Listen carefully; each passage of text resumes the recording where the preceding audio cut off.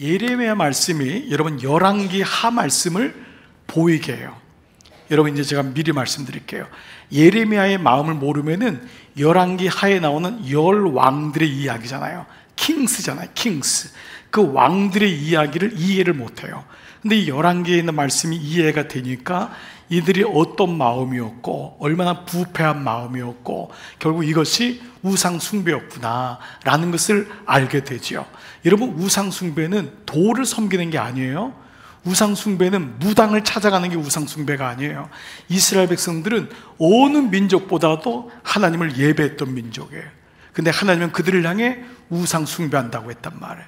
그 말은 뭐죠?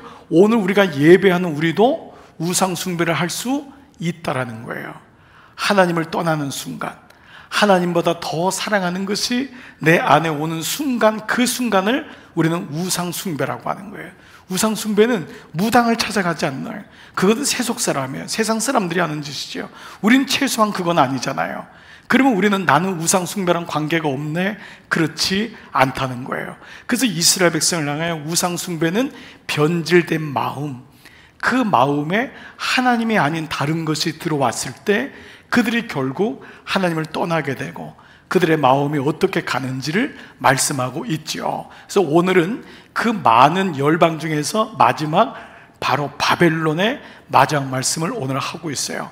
그 바벨론이 결국 우리가 망하게 된다는 것을 얘기하면서 그 바벨론이 왜 망하게 되었는가, 결국은 우리가 계속 묵상하지만 마음에 대한 거잖아요. 자기 마음대로 살다가. 그래서 우리는 마음이라고 하는 것을 8월 한 달 동안 보는데 오늘 마침 이 레위기 51장엔 마음에 대한 것들이 몇 개가 눈에 금방 띄어요. 자, 1절 한번 볼까요? 오늘 51장 1절. 여호와께서 이와 같이 말씀하시되 보라 내가 멸망시키는 자의 뭐를요? 심령을, 마음이란 말이에요. 영이란 마음도 있지만 이 마음은 루아흐라는 말이 영으로도 번역되지만 마음으로도 번역돼요. 우리의 심령, 마음을 부추긴다. 이 마시히트라고 하는 부추긴다는 것은 광풍을 일으킨다, 충동질을 한다. 영어도 stir up, 이거는 휘젓는다라는 거예요. 얼마나 마음이 보채미 심한지 광풍이 불어와서 내 마음을 나도 모른다. 그러니까 바벨론은 바벨론보다 더 센 나라인 바라의 고레스 왕의 마음이 충동질이 된 거예요. 그래서 바벨론을 먹어버릴 거야, 저거 가루로 만들어버릴 거야, 이런 마음이 생긴 거예요. 그래서 2절에는 보니까요, 심지어는 키질이라고 하는 단어를 써요. 2절 볼까요? 내가 타국인을, 바로 고레스 왕의 역사적으로요, 고레스 왕을 바벨론에 보내요. 그 바벨론은 키질한대요. 이 위노잉이라는 뜻이 키질한다. 이 농부가 위에다가 곡식을 얹어놓고 마음대로 휘젓는 거예요. 이 마음이 이렇게 되었다고 하는 이 광풍을, 아까 말한 심령을 일으킨다, 부추긴다, 키질한다, 다 마음에 대한 단어임을 알 수 있습니다.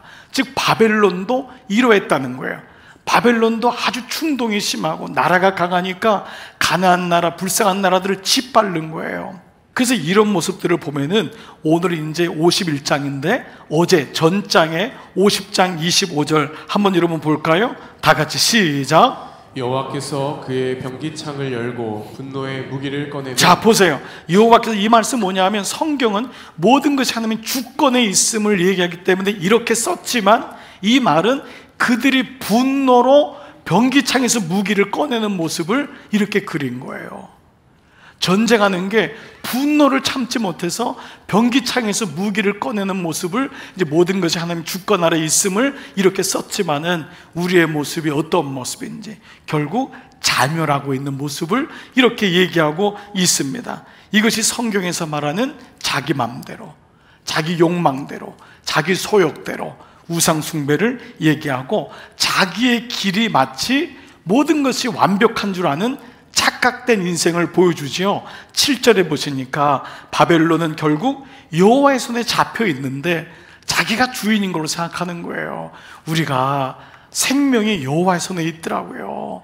정말 모든 것이 하나님 손에 있음을 살면 살수록 고백하잖아요. 바벨론은 그렇지 않았던 거예요. 내가 똑똑한데, 내가 다 벌었는데, 내가 다 키웠는데, 그 자기 손에 있는 줄 알았어요. 근데 뭐라고 하죠? 바벨론은 여호와의 손에 잡혀 있어 온 세계를 취하게 하는 금잔이라는 거예요. 그러니까 바벨론이 그렇게 악한 짓을 한 거예요.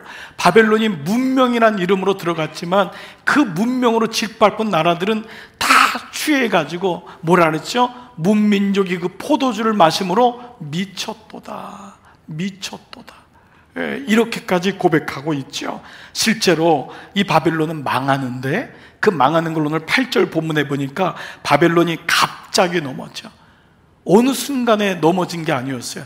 근데 그들이 볼 땐 갑자기지만 죄가 쌓였던 거죠. 갑자기 넘어지는 거예요. 인생도 다를 바가 없습니다. 한순간에 넘어질 때가 너무 많은 거잖아요. 그런데 유황을 구하라, 나으리로다, 이런지 기대치를 갖는 거예요. 그런데 9절에 보니까 우리가 바벨론을 치료하려고 하여도 낫지 아니한즉, 이 말은 그들이 거부하는 모습을 이렇게 말합니다. 하나님이 이 바벨론의 왕인 느부갓네살 왕을 나의 종이라 그랬어요. 나의 종 느부갓네살. 그러니까 바벨론에도 기회를 준 거였어요. 이스라엘만 선택한 게 아니었어요. 이스라엘을 통해서 구속사를 보여주지만 하나님은 그러면 이스라엘만 사랑하고 나머지 민족은 멸망시키는 게 하는 뜻이냐? 아니에요. 그들에게도 기회를 줬지만 그들이 낫지 아니한 거예요. 거부한 거예요. 하나님 말씀에 귀를 막고 내 뜻대로 살겠다고 했던 모습이 이 바벨론의 마음 상태였다라는 것입니다. 자, 우리는 여기서 우리의 마음 상태, 왜 마음을 돌보고 마음을 관찰하고 마음을 지키는 게 중요한지를 다시 한번 생각해 봤으면 좋겠어요. 여러분, 죄를 짓는 거는요, 죄가 쑥 들어오는 게 아닙니다. 마음이 상할 때부터 들어와요. 마음이 거기에 대해서 반응합니다. 여러분이 금방 죄를 짓는 게 아니에요. 결국 마음의 문제가 영혼의 게이트라고 했잖아요. 문이라고 했잖아요. 그 마음에서부터 결국은 죄를 짓게 되고, 그로 인해서 우리 마음에 이 죄의 문제를 예수님의 십자가로 원죄와 자범죄를, 원죄는 씻고 자범죄는 용서해 주시겠다고 했지만은 이 마음의 문제를 돌보지 않으면은 결국은 우리가 구원을 받으면서도 내가 구원을 받았나? 내가 그리스도인인가? 이러한 흔들리는 마음을 갖게 되고 거기 무너질 때가 너무 많아요. 그리고 특별히 구원받은 여러분들이 전도하는 거는요, 내가 구원받은 속사람을 가지고 전도하는 게 아니라는 겁니다. 여러분의 마음을 가지고 사실 그 사람에 다가가는 거예요. 예수 안 믿는 남편에게 십자가를 들고 가는 게 아니에요. 여러분의 마음을, 십자가로 변화된 내 마음을 가지고 가는 거잖아요. 그런데 마음이 지옥 같으면, 마음이 상처투성이에요. 말만 뱉으면 죽겠다 그러고 죽이려고 그러고, 그 상처받은 마음인데 나는 구원 받았네 라고 한다면 이거는 반쪽짜리 구원이라는 거죠. 그래서 우리는 알고 있는 거예요. 구원을 받았으면은 구원을 지켜내야 돼요. 그래서 구원을 받으라와 구원을 이루라, 이 두 단어가 있어야지만이 가능하다는 거죠. 내 영혼이 구원받았으면 그 영혼을 담고 있는 마음은 어떠한가를 봐야 되는 거죠. 이것이 구속사 속에서, 세속사 속에서 살아가는 구속사를 가진 사람이죠. 자, 이 말씀을 빌립보 2장 12절에서 바울이 빌립보 교인들에게 이렇게 말해요. 빌립보 교인들은 구원받은 사람이잖아요. 그러므로 나의 사랑하는 자들아, 구원받은 사람들아, 너희가 나 있을 때뿐 아니라 더욱 지금 나 없을 때에도 항상 복종하여 두렵고 떨림으로 뭐를 하냐면은 너희 구원을 이루라. 구원을 받은 우리에게 뭐라고 하죠? 너희 구원을 이루어 나가야 된다는 거예요. 구원 받은 것으로 끝난다는 게 아니에요. 구원을 이룬다는데 이 영어로 이게 work out your salvation이에요. work out은 뭐냐 하면 exercise 하는 거예요. 연습하는 거, 운동하는 거. 너희 구원을 너희 삶에서 이루어 나가라는 거예요. 이걸 연습해 나가야지만 그 구원이 흔들리지 않고 그 구원이 이루어지고 온전한 구원이 된다. 자, 이런 면에서 우리는 지난 첫 번째 시간에 우리 마음의 정체는 첫 번째 열등감과 죄의식이었고, 두 번째는 버려진 마음, 바로 버려진, 내버려진 마음이었다. 이 마음을 알았어요. 근데 이거는 환경적으로 오는 게 아니었어요. 바로 하나님과 떨어져 나갔을 때, 죄가 들어왔을 때 이 마음이 생기는 거였구나를 알게 되었죠. 자, 그래서 오늘은 세 번째, 네 번째 말씀을 좀 더 한번 자세히 한번 알아볼게요. 먼저 말씀드리는 거는 세 번째, 네 번째는, 첫 번째, 두 번째는 본질적인 부분이에요. 죄가 들어왔을 때, 하나님을 떠났을 때 오는 게 뭐냐 하면 우리 마음속에 열등감, 피조물을 보는 순간, 내 자신을 보는 순간 열등감을 느끼고, 그래서 죄의식을 갖게 되고, 그래서 버려진 마음이 와요. 그런데 세 번째, 네 번째는 조금은 열매적인 거예요. 결과적인 거예요. 이 앞에 두 가지가 올 때 우리의 삶에 구체적으로 드러나는 거예요. 그래서 이것이 하나님과 떨어졌을 때 우리의 삶을 지배하게 되는 것이 세 번째, 네 번째인데, 세 번째 말씀을 먼저 볼게요. 이 원마음, 첫 번째 죄가 들어왔을 때 죄로 인해서 생긴 마음을 원마음이라고 했죠. 그 원마음의 세 번째는 바로 굶주린 마음이라고 합니다.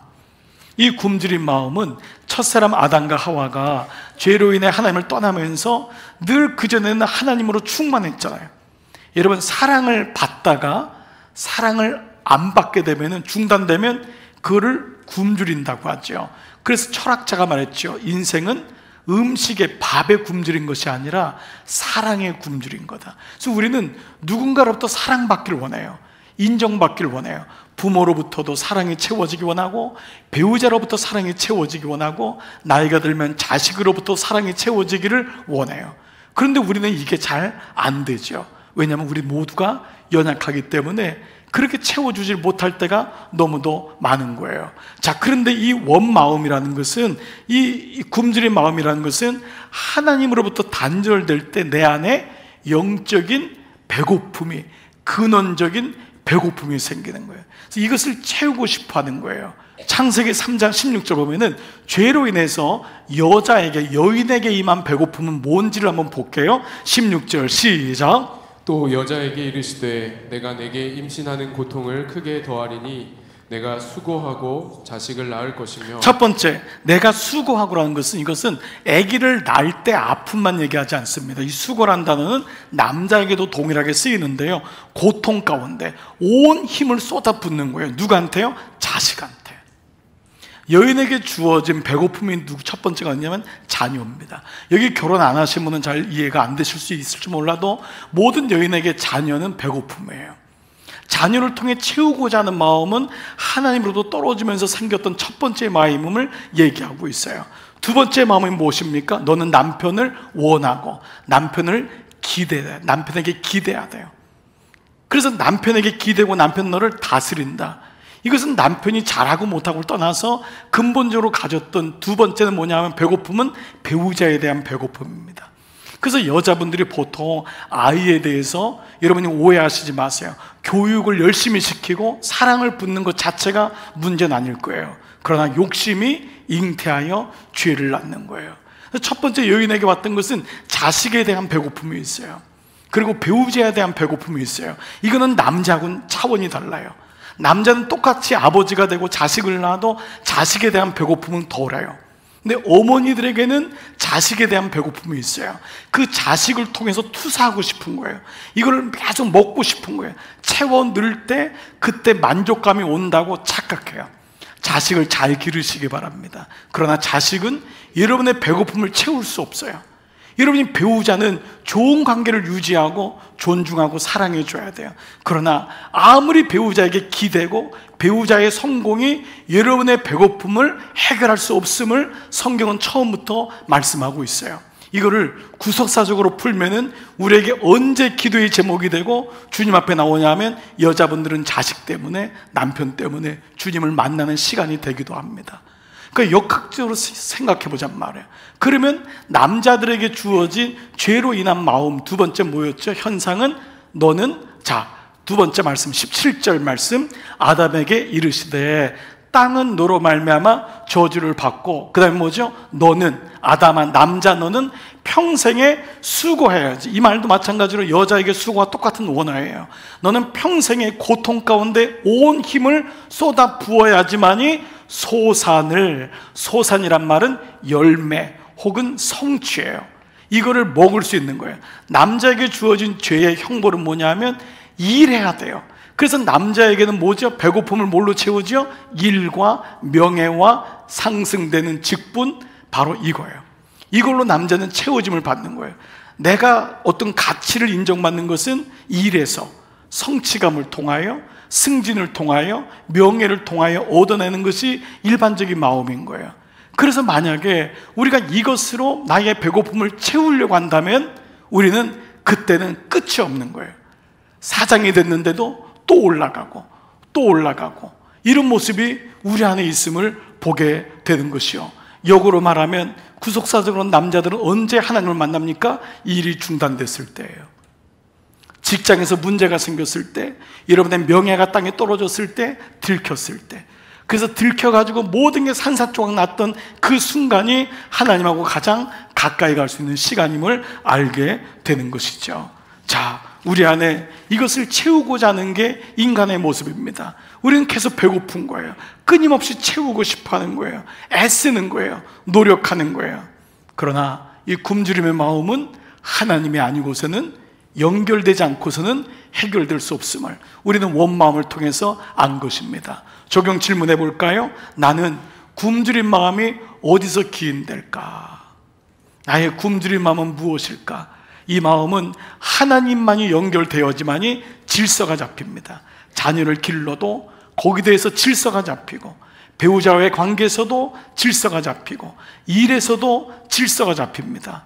일에 일 중독이란 말이 있습니다. 일을 열심히 하는 건 너무 좋은 거예요. 그러나 만약에 하나님보다 일이 커진다면은 나는 순간 커넥션이 아니라 디스커넥션 됐구나. 이 기인된 것이 첫 번째 상처받은 마음이었구나라는 것을 보게 되지요. 자, 이제 그렇다면 네 번째 마음은 가장 최종적인 마음이에요. 결과적인 마음이지만 앞에 있는 세 가지의 마음이 종합적으로 우리의 삶에 드러나는 마음인데, 이 네 번째 마음을 가리켜 보통 분노의 마음이라고 해요. 분노의 마음, anger mind, 분노의 마음. 창세기 4장 1절로 5절 보면은요, 이 아담과 하와의 열매가 뭐죠? 열매가 가인과 아벨이죠. 그 아담과 하와를 통해서 나온 가인과 아벨을 통해 분노의 사건이 등장합니다. 자, 가인과 아벨이 제사를 지내요. 그 하나님께 사랑받고 싶고 인정받고 싶었는데, 참 공교롭게 아벨의 제사만 허가가 인정이 되고 가인의 제사는 거절이 됩니다. 이때 성경은 가인의 모습을 아주 명확하게 보여주는 모습이 이 모습이에요. 자, 죄로 인해서 첫 열매인 가인과 아벨의 모습에서 나오는 것은 감사가 아니었어요. 만족이 아니었어요. 가장 첫 마음 상태를 이렇게 고백하고 있어요. 보십시오. 창세기 4장 5절 시작. 여호와께서 가인에게 이르시되 내가 분하여 함은 어찌 됨이며 안색이 변함은 어찌 됨이냐. 자, 이 분하다라는 단어는 그야말로 분한 거죠. angry, 이 단어로 very angry라는 단어를 쓰는데, 이 와이하라고 하는 말은 뭐냐면 lost his way, 길을 잃다라는 말을 쓸 때도 분을 내는 거예요. 순간 분노가 들어오면서 자기의 길을 잃어버린 거예요. 이것이 분이에요. 분이란 거는 화를 벌컥 내고 이런 차원만 의미하잖아요. 분노라는 상한 감정이 들어오면서 마땅히 가야 될 길을 잃어버리는 거예요. 우리 요즘 뭐 자동차 사고 이걸로 뭐 너무 많이 보지 않습니까? 순간적으로 감정에 휩쓸렸을 때 그 사람이 어디까지 가는지. 근데 봤더니 인류대학 출신이에요. 아니 봤더니 검사고 의사고 이런 사람인데 갑자기 lost his way, 그의 길을 잃어버렸을 때, 분노가 됐을 때 어떤 마음인지. 안색이 변한다, 이 말은 경직된 상태예요. 그러니까 멈춘 거예요. 안색이 변하는 건 멈추는 거예요. 분노가 들어와서 생각의 기능이 움직이지 않아요. 근데 이 분노가 무서운 게 어디로 가냐면 살인으로 간다는 거예요. 이게 최종적인 거예요. 그래서 우리가 가인의 후예라고 하는 거예요. 우리를. 가인은 살인자잖아요. 우리 모두가 죽이고 죽고 싶어하고 이런 마음이 살인까지 가는 게 4장 8절 시작. 가인이 그의 아우 아벨에게 말하고 그들이 들에 있을 때에 가인이 그의 아우 아벨을 쳐 죽이니라. 이게 우리 안에 내재되어 있는 네 번째 마음인 분노의 마음이에요. 이 분노의 마음은 대인관계를 힘들게 하고 공동체를 어렵게 만들기도 합니다. 이게 죄성의 마음인 거예요. 그래서 우리가 본질을 잘 알면은 우리 부부 사이에도 화를 줄일 수 있는 방법이 많이 있습니다. 여러분이 혹시 남편이 화가 많아요? 아내가 화가 많아요? 그때 호르몬의 변화라 그러지 말고 이게 원 마음 때문에 그래, 내가 오늘 화가 있는 사람이 아닌데 원 마음이 화가 와서 이렇게 됐대. 여러분 가만히 보면은 부부가요, 화가 있는 남자와 화가 있는 여자가 만나는 거예요. 그래서 우린 그걸 뭐라 그러죠? 가정이라고 합니다. 예. 근데 그 가정이 결국 부닥치는 이유는 그 이유 때문인 것을 알게 돼요. 그래서 우리 마음의 정체가 어떠한지, 왜 내 아내의 마음이, 남편의 마음이 이러한지를 하나님과의 연결해서 보지 못하면은 우리는 결국 말씀을 심리학적으로 정도밖에 차원으로 이해할 수가 없는 거예요. 하나님하고 떨어진 상태에서 왔던 것이 이 마음이었구나. 자, 우리 한번 진단해 볼게요. 적용 질문해 볼게요. 나는 분노의 마음이 어디서 온다고 생각하는가? 나는 분노의 마음이, 여러분이 부당한 처우를 받았기 때문에, 여러분이 지금 뭔가 문제가 있기 때문에 분노의 마음이 옵니까? 아니면 부모의 기질이 분노를 잘 내기 때문에? 아닙니다. 우리가 하나님으로부터 떨어져 나가는 순간 이 분노가 나를 끌고 갑니다. 우리 모두가 분노가 있는 거예요. 근데 그때 하나님 말씀이, 하나님의 은혜가 내 안에 들어올 때 비로소 분노의 힘이 조절이 되는 거예요. 우리 모두가 배고픔이 있어요. 목마른 거예요. 이걸 누구한테 투사하고 싶은 거예요. 근데 그때 하나님 말씀이 들어올 때, 우리 아내가 자녀에게 너무 투사될 때 그거를 적절하게 얘기해주고 막아주고, 남편을 너무 매니플레이트 할 때 이것이 죄성에서부터 왔구나라는 것을 이해해주고, 하나님 말씀으로부터 오는, 그래서 여러분 가정 예배가, 말씀 묵상이 그때는 소중하게 안 보이는 것 같지만 그 말씀의 시간이 하나님하고 커넥션 되는 시간이란 말이에요. 그때 우리 가정에 은혜가 오는 이유가 여기 있는 것입니다. 만약에 여러분이 교회만 계속 나오고 은혜는 받는데 커넥션 되지 않고 우리 마음이 어떤지를 모르면 6일 내내 부부싸움 할 수 있어요. 6일 내내 답답한 상한 마음으로 살 수 있어요. 이게 계속 이어지면은 그걸 가리켜 지옥이라고 합니다. 구원받았는데 지옥의 삶을 사는 거예요. 내 마음의 근본적인 이유가 커넥션에 있구나, 하나님과의 관계에 있구나. 이거를 잘 관찰하고 돌아볼 때만이 우리를 끌고 갔던 열등감, 버려진 마음, 그리고 굶주린 마음, 그리고 바로 분노의 마음이 더 이상은 우리를 끌고 가지 않고 이것을 더 나가서 신의 성품으로 변화되는, 이것을 보게 되는 거죠. 예배는 하나님께 예배하는 그 자체로도 영광이 되지만 예배의 유익은 여기서 끝나지 않습니다. 예배의 유익은 하나님이 우리를 만지시는 거예요. 우리의 상한 마음, 우리의 강팍한 마음, 나만 옳다고 여기는 그 마음이 주님의 은혜로 와서 그 마음이 유순해지고 그 마음에 순종이 들어오고 그 마음이 그는 나보다 옳도다, 내가 옳은 게 아니라 그는 나보다 옳도다, 그 은혜가 들어온 이것이 예배인 줄 믿습니다. 이번 한 주간 사랑 여러분의 삶에 성품의 변화, 하나님의 만져주심과 치유하심이 있기를 축복합니다. 그래서 여러분 이것이 우리를 살아가는 성한 거예요. 하루하루 이런 은혜가 구원받은 여러분에게 있다면 여러분을 통해서 놀라운 삶들이 일어나게 될 줄 믿습니다.